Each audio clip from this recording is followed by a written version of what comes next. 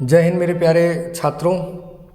पिछली क्लास में चर्चा किए थे मैन्योर किसे कहते हैं। इस क्लास में चर्चा करेंगे फर्टिलाइजर टॉपिक के अंतर्गत पहला टॉपिक आपको बताएंगे नाइट्रोजनस फर्टिलाइजर। नाइट्रोजनस फर्टिलाइजर किसे कहते हैं, नाइट्रोजनस फर्टिलाइजर क्लासिफिकेशन क्या है, नाइट्रोजनस फर्टिलाइजर्स के अंतर्गत कौन कौन से फर्टिलाइजर्स आते हैं, तो उसमें तत्वों की मात्रा क्या होती है, सबसे ज़्यादा कौन सा उर्वरक उपयोग किया जाता है और किस फसल के लिए कौन से उर्वरक सबसे ज़्यादा लाभकारी है। इन विषयों पर आज चर्चा करेंगे। आज के इस लाइव क्लास में सभी प्यारे छात्रों का स्वागत है।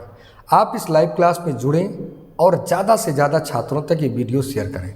ज़्यादा से ज़्यादा छात्र देखेंगे तो उससे आने वाले एग्ज़ाम में ज़्यादातर लाभ मिल सकेगा। इसलिए प्यारे छात्रों, आप लोगों से अनुरोध है कि आप लोग जल्द से जल्द सभी को जोड़ें और ज़्यादा से ज़्यादा छात्रों तक ये वीडियो पहुँचाएँ, क्योंकि यह वीडियो जो है ये फर्स्ट सेमेस्टर के छात्रों का भी, सिक्स सेमेस्टर के छात्रों के लिए भी, ये दोनों के लिए बहुत ही महत्वपूर्ण वीडियो है। और लगातार फर्टिलाइजर्स पर वीडियो बनाते रहेंगे।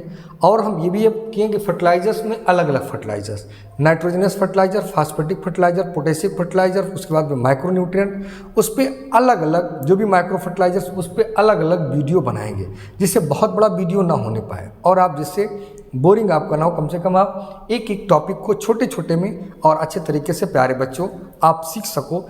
ये चीज़ अब हम डेली सीरीज़ में एक वीडियो रात में ज़रूर डालेंगे। और जैसा कि मेरा एक और सीरीज़ शुरू हुआ है जिसमें किसान न्यूज़ क्या, उसमें करंट अफेयर की बातें। आज अभी हम एक वीडियोस पे अपलोड किए हैं वन नेशन वन फर्टिलाइजर्स, जो भी एक देश एक उर्वरक की बात कही गई है, उसको जो लागू किया गया है उसके बारे में भी प्यारे छात्रों मैं आज एक वीडियो बना करके अपलोड कर दिया हूँ। उसके बारे में भी आप लोग देखिए और इस चैनल पे सभी छात्रों को जोड़िए, एक पूरा प्लेटफॉर्म, क्योंकि इसमें किसानों के लिए, छात्रों के लिए, सबके लिए यहाँ पर वीडियो लगातार आप लोगों के चैनल पर उपलब्ध हो रहा है। ये आप सबका चैनल है, केवल मेरा चैनल नहीं है, आप सबका चैनल है। तो अपना समझ करके और आप लोग ज़्यादा से ज़्यादा लोगों तक इसको पहुंचाते रहिए, लाइक कमेंट शेयर सब ठोकते रहिए, देखते रहिए मेरे प्यारे बच्चों। आइए देखते हैं हम क्या आज का टॉपिक है, क्लासिफिकेशन ऑफ नाइट्रोजनस फर्टिलाइजर्स। तो सबसे पहले हम लोग जान लेते हैं कि फर्टिलाइजर्स क्या होता है। पहले तो यही जानना फर्टिलाइजर्स होता क्या है। तो उर्वरकों में जो भी उपस्थित, या आप कह सकते हैं कि फर्टिलाइजर्स किसे कहते हैं, तो पादप या आप कह सकते उर्वरक पादप पोषक तत्वों से युक्त जो भी औद्योगिक निर्मित रसायन होता है उसी को हम उर्वरक कहते हैं। क्या होता है? औद्योगिक निर्मित रसायन जिसमें एक या दो या उससे अधिक पोषक तत्व उपलब्ध होते हैं, किसी निश्चित मात्रा में उपलब्ध होते हैं, उसे हम उर्वरक कहते हैं। उर्वरक में खाद की अपेक्षा, मैनूर की अपेक्षा उसमें पोषक तत्वों की मात्रा ज़्यादा होती है और निश्चित मात्रा में होती है, और इसमें तुरंत उपलब्ध होने वाला भी होता है। हम जैसे इसका उपयोग करते हैं और हमारे फसलों को मैनूर की अपेक्षा इसमें जल्दी उपलब्ध भी हो जाते हैं। और नाइट्रोजन, अगर ये बात कहा जाए कि सबसे ज़्यादा पूरे देश में सबसे ज़्यादा उपयोग में आने वाला कौन सा फर्टिलाइजर्स है, तो सबसे ज़्यादा उपयोग में आने वाला जो फर्टिलाइजर्स है वो आपका है नाइट्रोजनस फर्टिलाइजर में यूरिया। सबसे ज़्यादा कौन सा उपयोग में आता है? यूरिया का उपयोग पूरे देश में फर्टिलाइजर्स के इसमें सबसे ज़्यादा उपयोग होता है। और अब किसी भी किसान से अगर आप पूछोगे भैया कौन सा फर्टिलाइजर उपयोग करते हो, तो सबसे पहला नाम बताएगा यूरिया। तो नाइट्रोजनस में सबसे ज़्यादा उपयोग होने वाला क्या होता है? यूरिया। अगर कोई किसान से पूछो कि फास्फेटिक के लिए दूसरा किस नंबर पर कौन सा उर्वरक सबसे ज़्यादा उपयोग करते हो, तो बताएगा डीएपी। क्या बताएगा? डीएपी। पोटास के लिए तो सबसे ज़्यादा क्या उपयोग होता है? एमओपी। तो पहला क्या आ गया? यूरिया, उसके बाद में डीएपी और फिर एमओपी। मतलब सब ग्रुप में सबसे ज़्यादा उपयोग होने वाले ये फर्टिलाइजर्स होते हैं, यूरिया, डीएपी और एमओपी। इनका उपयोग किसान ज़्यादा मात्रा में करता है, मतलब ज़्यादा करता है। इसके लिए एक चीज़ बेटा आपको और बता दें कि दो रेशियो होता है, मीन्स एक सीरियल क्रॉप के लिए और एक लेग्यूम क्रॉप के लिए। अगर आप कोई सीरियल क्रॉप लगा रहे हैं, सीरियल क्रॉप ब्लैक देन जैसे कोई अनाज वाली फसल, जैसे आप मान लीजिए गेहूं की बुआई करने जा रहे हैं रबी सीजन में, गेहूं है, धान है, मक्का है, ज्वार है, बाजरा है, ये सब आपका सीरियल क्रॉप में आता है। उसके बाद में अब सीरियल क्रॉप दूसरा होता है लेग्यूम क्रॉप, मतलब कोई भी दाल वाली पौधा, मतलब जो लेग्यूमिनेसी फैमिली से बिलोंग करता हो, जिससे दाल का उत्पादन होता हो। तो इस तरीके से दोनों का रेशियो फर्टिलाइजर्स का अलग अलग होता है। एनपीके का रेशियो अलग अलग होता है। जैसे अगर सीरियल का है तो ये 4:2:1 रेशियो में होगा। एनपीके नाइट्रोजन, फास्फोरस और पोटास ये किसके लिए बेटा है? ये अनाज वाली फसलों के लिए है। किसके लिए? अनाज वाली फसलों के लिए।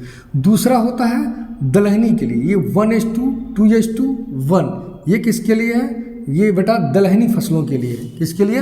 दलहनी फसलों के लिए है। बहुत ही महत्वपूर्ण क्वेश्चन, अक्सर ये पूछा जाता है कि दोनों का रेशियो क्या होगा।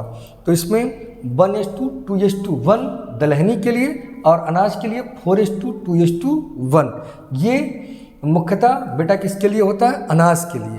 तो इसको हमेशा याद रखिएगा, ये भी क्वेश्चन ज़्यादातर पूछा जाता है दोनों के लिए। चाहे आपको दलहनी में क्यों कम डालते हैं, आप लोग जानते होंगे, क्योंकि दलहनी पौधा जो होता है वो वायुमंडलीय नाइट्रोजन को वो फिक्स कर लेता है।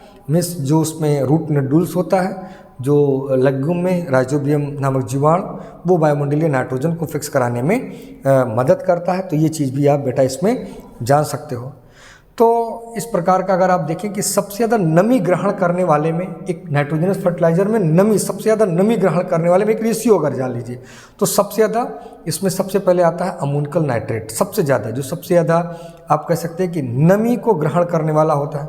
उसके बाद होता है यूरिया, उसके बाद होता है अमोनिकल फर्टिलाइज़र और लास्ट में होता है कैन, जिसको हम कैन को किसान खाद के नाम से भी जानते हैं। कभी कभी लोग कंफ्यूज रहते हैं, तो कैन CAN मतलब इसी को हम किसान खाद के नाम से भी जानते हैं। तो बेटा इस चीज़ को भी आप लोग याद रखिएगा कि नमी अवशोषित करने वाले कौन से इस ग्रहण में उर्वरकों में होता है। उसके बाद में अगर हम देखें कि उर्वरकों की अम्लीयता के क्रम में कि किस उर्वरक को डालने से सबसे ज़्यादा अम्लीयता होती है, तो उसमें होता है एनहाइड्रस अमोनिया।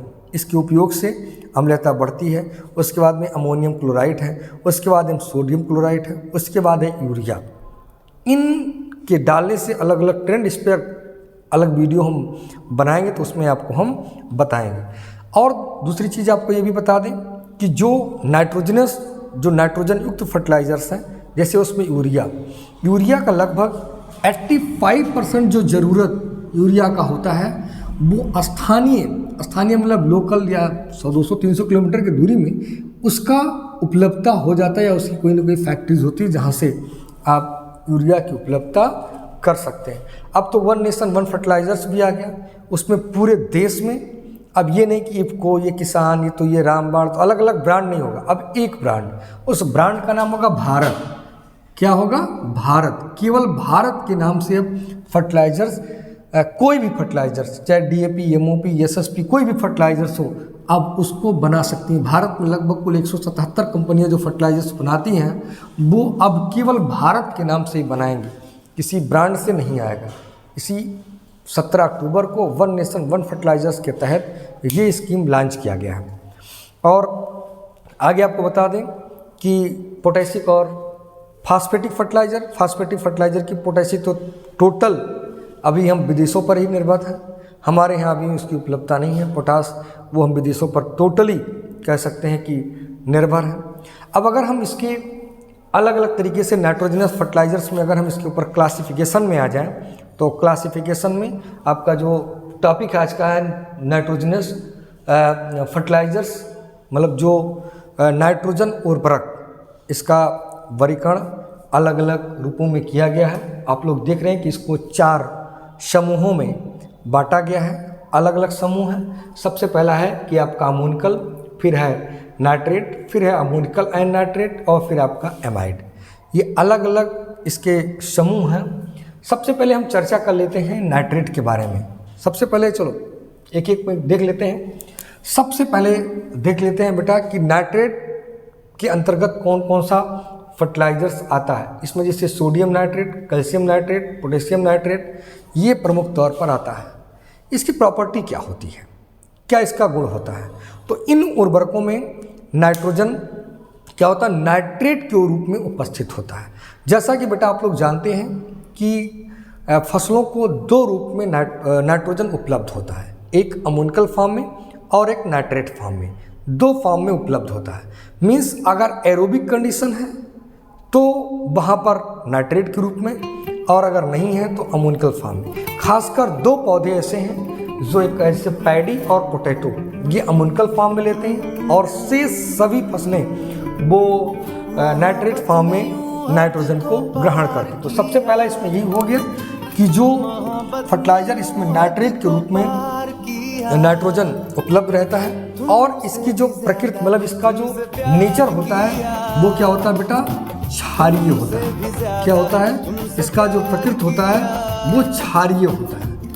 ये क्षारीय प्रकृति का एक फर्टिलाइजर होता है, इसलिए इसका क्या होता है, निक्षालन शक्ति अधिक होता है। मतलब निक्षालन इंग्लिश में कहेंगे लीचिंग। इस फर्टिलाइजर का क्या होता है, इसमें लीचिंग भी अधिक होता है। एक इसका भी आप प्रॉपर्टी कर सकते हैं। और एक चीज़ टॉप ड्रेसिंग के तौर पर, टॉप ड्रेसिंग जो बेटा टॉप ड्रेसिंग होता है, जानते हैं क्या, खड़ी फसलों में उर्वरकों के छिड़काव को हम टॉप ड्रेसिंग कहते हैं। तो टॉप ड्रेसिंग के लिए भी ये उपयुक्त फर्टिलाइजर्स होता है। और इसमें सोडियम नाइट्रेट या आपका कैल्शियम नाइट्रेट या पोटेशियम नाइट्रेट, ये फर्टिलाइजर्स इसके अंतर्गत आते हैं।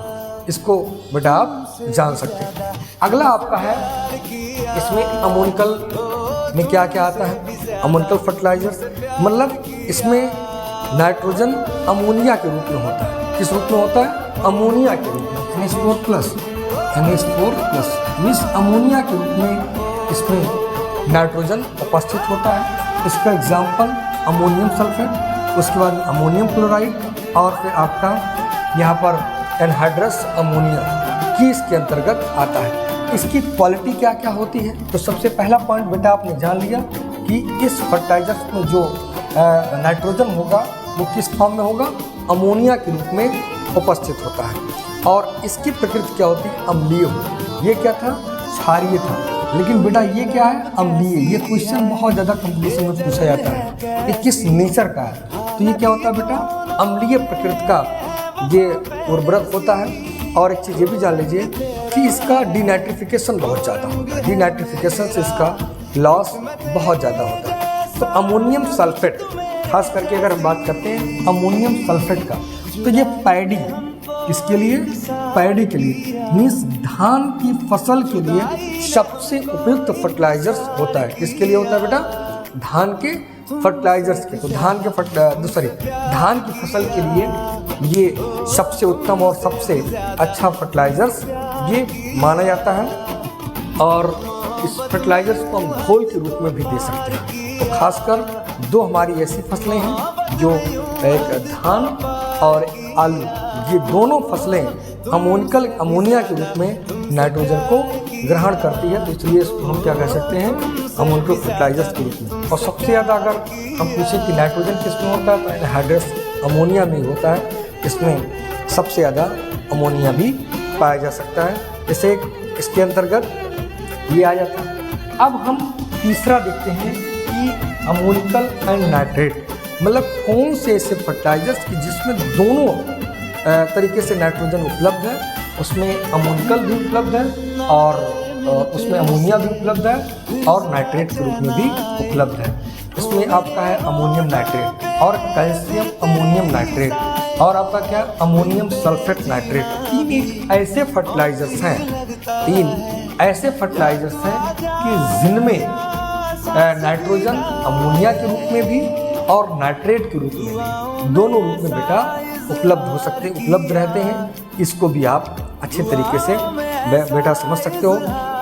इसमें क्या होता है कि दोनों रूप में उपलब्ध है, इसलिए ये सही फसलों के लिए आप कह सकते हैं कि उपलब्धता इसकी ज़्यादा होती है। और ख़ासकर जो अमोनियम नाइट्रेट है इस पर ज़्यादातर बैन नहीं, क्योंकि विस्फोटक या ज्वलनशील आप कह सकते हैं ये उर्वरक होता है। और जो कैल्शियम अमोनियम नाइट्रेट होता है या एक उदासीन उर्वरक के तौर पर मानते हैं, इसको क्या मानते हैं, उदासीन उर्वरक के तौर पर मानते हैं। और आपका जो अमोनियम सल्फेट नाइट्रेट इसको या उदासीन कहते हैं, जिसे हम कैन खाद के नाम से बोलते हैं, इसी को हम कैन कहते हैं। कैल्शियम अमोनियम नाइट्रेट को इसी हम कैन या इसी को हम किसान खाद के नाम से भी जानते हैं। इसको बेटा आप जान लीजिए, can calcium ammonium nitrate, can या किसान खाद के नाम से भी जानते हैं। तो ये इतना फर्टिलाइजर्स जो आपका होता है वो अमोनिकल के रूप में। लास्ट में बेटा होता है एमाइड फॉर्म में। अब एमाइड फॉर्म में होता है मतलब इसमें उर्वरकों में जो भी नाइट्रोजन होता है